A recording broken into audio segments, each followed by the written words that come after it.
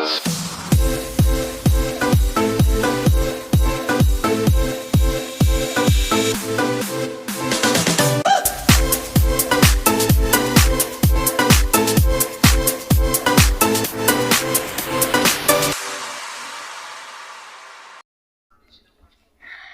day everyone! It's been a long time that we haven't seen everyone yet. In this video, this is indicated as the task number 7. Today's video, we were going to have the reflections on the previous tasks that we have done.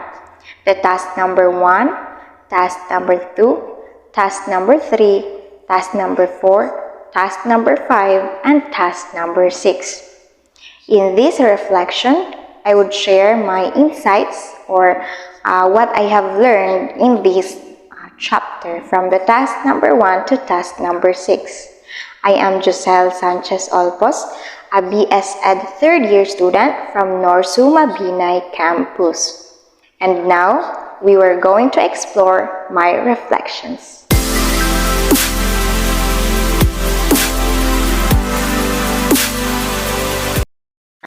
On the task number 1, we have discussed about the teacher and the school curriculum. In this task number 1, we have discussed and we are well informed about the school and the curriculum. Also, we have defined what is the teacher, what is the curriculum, and what is the relationship between the teacher and the curriculum. We have all known that the teacher is a person who would teach students or who would transcend knowledge to the student.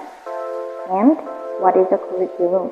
So curriculum, this is a material or a thing that we are going to use for when teaching students. Then the relationship between the teacher and the curriculum. So, in this task number 1, the teacher would use the curriculum in order to teach students. So, teacher needs curriculum because this is the material that the teacher is going to use in order for them to teach students. This is the guide or the materials which the activities and the topics are included in the curriculum. So, without the teacher, the curriculum alone, so it is not possible for the curriculum to teach students, but the curriculum needs the teacher to execute the knowledge. What does the curriculum contain? So that's it. We had known clearly about the teacher, the curriculum, and the relationship between them. And the last section in this task number 1 is the syllabus online related subject. So, for you to know what is syllabus. So syllabus is contains the modules or the topics for the whole semester, or for the whole midterm. What would be the coverage? So the time allotted hours for discussion, for the activities, exams, it includes all. So this is the syllabus.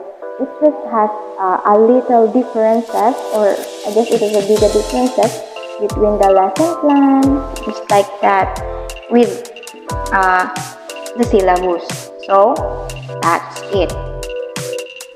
So what is a teacher's responsibility also? So we have also known that the teachers has its role and responsibility as an educator to the students, not just also to the students, but also to the school. So teacher is a good role model, teaching everything, moral, the lessons, the quizzes, the exams, they facilitate. So without teachers, of course, there are no professionals for today. Professionals are because of the teachers, because the one who teaches them before they become professionals. So that is one also of the teacher's responsibilities. So of course, also the responsibility of a teacher is to teach, facilitate knowledge, and many more. So that's all for my reflections on the teacher and the school curriculum, which is indicated in the task number 1. So now, let us move on to the task number 2. So what is the task number 2? Task number 2 is discussing the Philippine education system. So if you were a BEd, you were going to instruct or explain about the primary or elementary curriculum. But if you were in the bachelor and secondary education, of course, you're going to discuss about the secondary or the high school curriculum. Yes, of course, that's it. So, in this task number 2, the Philippine education system, it discusses about the education system here in the Philippines. Just like in the high school, because I am a bachelor in secondary education student. So I have discussed about the high school curriculum, which has I have studied that the high school curriculum has the grade 7, grade 8, grade 9, grade 10, and also has the senior high school curriculum. So there are junior high school and the senior high school, which is the grade 11 and in grade 12. In junior high school, so the subjects that is being taught in the junior high school, it has also the 8 basic subjects, just like the English, Filipino, Math, Science, ESP, and any other. So that's it. But if you are in the senior high school, there are subjects every semester that we are going to pass for. And also there are on-job training, or it is so-called student work immersion, in order for the assess the student skills if what they had learned. Yes, training their skills if they had learned everything from what they have learned on the chapters and on the other lessons on the previous lessons, and using their skills. So that is the requirement, one of the requirements before a student in a senior high school graduated. So it is divided courses, course or strands. It depends on the course what you want to get on the college level. So it has the ABM, the TVL, and the UNS, and so on and so forth. So that is all for the task number 2. Let us move on to the task number 3. My reflections in task number 3. So this is the starting of the comparisons between the chosen country. We have a chosen country, and we have to focus also on the Philippine curriculum. We are going to compare what is the education system in our chosen foreign country and the differences or similarities in the Philippine curriculum. So the title of this task number 3 is the comparison of curriculum. So the Philippines and the chosen country. So I have chosen, my chosen country is the Czech Republic. Yes, that's it, chosen country. Then we had created 3 columns, which in the first column is indicated the Philippines, yes, and in the second column is the grade level, and the third column is the chosen country. We would indicate what are the subjects taught in the Philippines compared to the chosen country, which is the Czech Republic. So I have encountered a little difficulty in finding subjects, what is subjects taught in my chosen country, which is the Czech Republic, because there are differences between the curriculum. So the Czech Republic has the grade 7, grade 8, and grade 9. So it's just the junior here in the Philippines is from grade 7 to grade 10. But in my chosen country it is from grade 7, grade 8, and grade 9. That is called the lower secondary education. But in their higher secondary education, or the upper secondary education, sorry, that's what I mean, it is from grade 10, 11, 12, and 13. So it is a 4 years in upper secondary education. But in the lower secondary education, it is also 4 years, 7, 8, 3 years, 7, 8, and 9. But if you were going to compare it to the Philippines, it is grade 7, 8, 9, and 10, that is the junior high school. And if you're going to the senior high school, it is 2 years, just 2 years. So in that cases, in the curriculum, in the grade level, it has the differences. So it means that in the subjects taken, there are also differences if what are the subjects is being focused. I had observed that in my chosen country, they are focusing on what are the courses of the student taking up. So that's it. They are not focusing to a general subject, just like in the Philippines from grade 7 to 10. They are focusing on the eight main subjects. That's it. But in the other country, in the Czech Republic, they are not focusing. They don't have any main subjects, but they are teaching what is the focus of their courses. Of course, that's it. What are the professionalisms? What are the subjects that are related to the professionals? So that's it. So I had encountered a difficulty in finding it. So I have known that there are 3 upper secondary education in my chosen country, which is the Czech Republic. They had a gymnasium, I think it's a livelihood course. Yes, that's it. They have it. They are free to choose what kind of courses they want to take up in the upper secondary education. But in the Philippines also, they are free to choose what kind of track or strand they are going to take up in their senior high school in the grades of 11 and 12. So it depends on their knowledge and their skills what they are going to take up. So that's it in the task number 3. So that's all. So let us move on to the task number 4, which is the comparison also. So from the task number 3, this is the starting of the comparison of choosing your foreign country.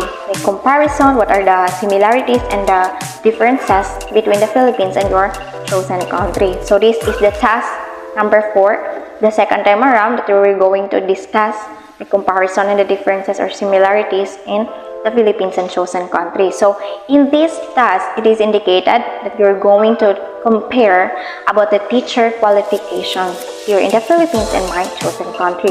So the next one is the professional engagement and support of teachers. What are their engagement as a professional teachers, and how they support as teachers, how they can support their students at the school, what are their insights, so what are their purpose. Yes, that's it. So in the number 3, the sample of a faculty development program. Then the 4th is the organizational structure of the education in the Philippines and the Czech Republic. So in the teacher qualification, yes, we have discussed that there are requirements of being a secondary teacher here in the Philippines. It is required you were a graduate, you completed elementary, you completed high school, you are a degree graduate from the college level, you had a course of the secondary education, so that's it. You had a diploma, you have finished your degree, you have passed or the board examination, or you're having the license. So you have passed the licensure examination of a teacher, you had the ranking, and you had the item. So you are qualified as a teacher here in the Philippines. So there are requirements that you're going to pass in order for you to become a secondary education teacher here in the Philippines. But in the Czech Republic, there are a little differences between the two countries. So in the Czech Republic, we have known that the school in the Czech Republic, let us give the example of the Charles University. If you were going to become a teacher or an educator there, you have to find, or you have to have a master's degree. So here in our country, it is enough to have your bachelor's degree. So what is your bachelor's degree? But in their country, you have the bachelor's degree, and you need also to have the master's degree. So you have to become a doctor of education here in the Philippines. If you were a doctor of education, you are very qualified to become a teacher in the Czech Republic. So they have a high standard of being an educator. So because the students have an active progress in their studies. So it is very hard for you or for us to become an educator in the Czech Republic. But if you had many achievements here in the Philippines, you have a good degree, you had a good grades, you have many achievements, that's it. You can avail the position of being an educator in the Czech Republic. So the professional engagement and support of teachers, let us give an example from the pandemic. So in the past 2 years, we have experienced a pandemic. Of course, it is a big challenge for the students and the teachers in having the pandemic. So we have known that this pandemic is on the whole world, experiencing in the whole world, not just here in the Philippines, but also to the other foreign countries. So in this situation, we would know that teachers are doing their best. They are working hard for the development of the students, for the learning, for the knowledge, yes, transcending. They don't want to stop the education at all, even though it is a happening pandemic. So that's it. In this situation, we are realizing that teachers are the same here in the Philippines and in the foreign countries. It is the same that the teacher has a care and love for their students. That's it. So sample of a development program, it is indicated. It is a chart or a picture that I indicate on the task number 4 on my previous video. So it is indicated there, the sample of a faculty development program.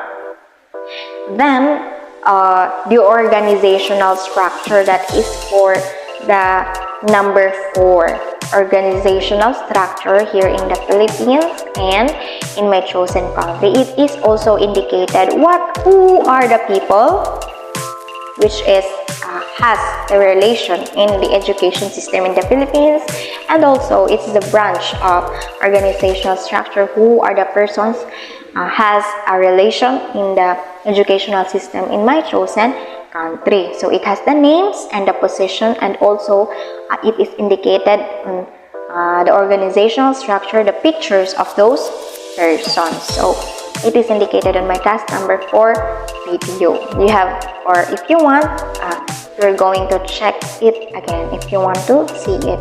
So it is also posted on my YouTube channel. You can check it on my YouTube channel if you want to see more or less. So next is the task number 5. Okay, the task number 5 is the continuation also of the comparison between the Philippines and the chosen country. So it is the curriculum and curriculum making, curriculum process and development, course program of students, and prospectus, planning and development, with linkages and networking. So in this task number 5, of course, I have said earlier that it is the continuation of the comparison between the Philippines and my chosen country. So in the task number 1, we have known what is the definition of curriculum. So in this task number 5, we are going to discuss the curriculum and curriculum making. So we have known that the curriculum is the material that are going to be used by the teachers in teaching students. So it is the materials, the objects, the objectives of the teacher teaching students. So how does it or how does the teacher make the curriculum, or the sectors of the education, how they can do the curriculum? So the second one is the curriculum process and development. So in making curriculum, there are processes and a development of it. So once the curriculum has been studied and experimented, so it is developed by those sectors who has a relationship in the education system curriculum. So they would have a meeting and they would have ideas presented on how does the curriculum will be arranged. Yes, that's it. So the third one is the course program of students and prospectus. So once the curriculum process has ended and it is developed by those people in the branch organizational structure of education, so it is fixed the course program of the student. So what are the subjects that has been taken on this kind of course, and what are the prospectus. So in the prospectus, it is printed there, it is encoded there, the courses program, and what are those subjects that are needed to required or to complete by the students in order for them to pass this semester, this chapter, or the school year. So next is the planning and development with the linkages and networking. So if we say linkages, so it is the connection between a school and I think it is a government sector or a non-government sector which has a connection on the school to give connections or to give support to the student. So that's it. And networking, because it's all about money, giving funds, yes, just like charities, just like educational finances, yes, just like it. The scholarship, it's just an example of planning a development with linkages and networking. It has a link and connection to the students. If they okay, that is all which is indicated on the task number 4. I hope that you are listening very well for you to understand my video. So the next one is what is that? The task number 5. So we are going to continue until to the task number 6. So the task number 6 is the teacher and the school curriculum also, but it has differences on the task number 1 because it is also about the teacher and the school curriculum. So this is the continuation. So it precises about the physical plant, the student services and development, the graduation rates and employability status of a school. So physical plant, we have known that this is the education comprises lands, buildings, and furniture. It also includes the physical facilities in teaching spaces and ancillary rooms. So it discusses and it is all about the buildings the rooms, the canteens, the facilities of a school. So what are the differences? Having the facilities here in the Philippines and the facilities in the Czech Republic.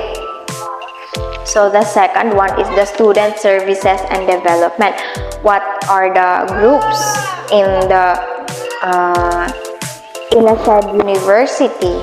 So what are their services and what are the developments they are enhancing for the other students' development? So the graduation rates. So how does the student graduate? What are the requirements? So what are the guidelines for having graduation? That's it. And the employability status. So what is the status or the percentage or the ratings of the graduated students in that school? If how many graduates are employed from that school. So what are those courses? What are their professionalism? So that's it. So that's all for the summary or for my reflections on that whole task from task number 1 to task number 6. Actually, it is very hard to find those informations on the internet because it is a confidential thing that those schools are they are not sharing it on the internet. So at first you have to find you have to read magazines or you have to find articles about that school on the internet because articles are posted. So you have to have a little survey for you to have informations about on this task. So it is very difficult to find those. You have to study very well. But in this chapter, I have learned very well in the teacher and the school curriculum because it is very important for you as an educator, as a future educator, to know what are the importance of the curriculum and what is the relationship between the school and the curriculum. So I hope that you have learned from this video, and thank you for the whole activities that you have watched my reflections and my videos and my insights about this topic. So thank you and have a nice day.